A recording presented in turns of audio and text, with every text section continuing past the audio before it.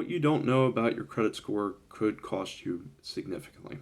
So don't get fixated on the actual rate because these are going to change day to day, month to month, depending on what the Fed determines the national rate to be and whatever the offset is for each individual lender. If you look at credit score versus the interest rate that people pay on a mortgage, same with car loans and any other debt. Let's take, for example, someone that's at a 650 credit score versus someone that's 760 credit score. If you see at that lower credit score, you're paying about 7.768%. At the 760 credit score, they would only be paying 6.725%. Let's just round this and say it's about a 1% difference. Well, what does that really matter? I mean, that's not going to impact your life that much, right? Well, let's say you buy the same house, and the house, you take out a mortgage, and the mortgage is $400,000. If that mortgage is $400,000 and you have a 1% difference in interest, you're paying $4,000 extra. That doesn't go towards principal, that's just going to the lender, to the bank, whoever.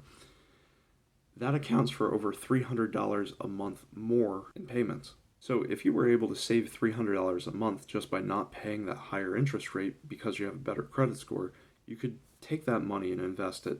If that was invested into, let's say, something that returns 12% on average over a 30-year time frame, you're looking at making an extra $1 million. That's how people get rich. That's how people get wealthy. They don't overpay on things that they don't have to. Get your credit in order. A couple ways to do that is you can track your credit report online, see where you stand.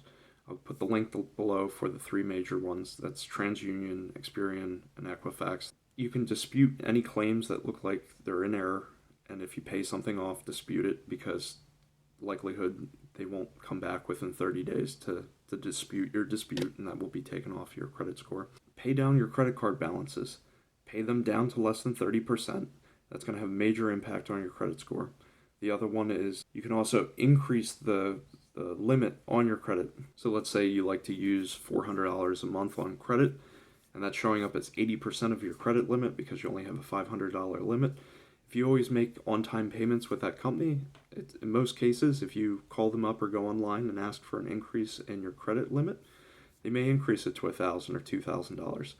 So now when you spend $400 and you have a limit of, let's say, $2,000, you're only using 20%. That now greatly improves your credit score. By doing some simple things, you can actually increase your credit score, save hundreds of dollars a month, and it'll greatly improve your life. If you're looking for more financial tips to get out of debt, make more money, save money, invest, please subscribe. Good luck to you and have a great day.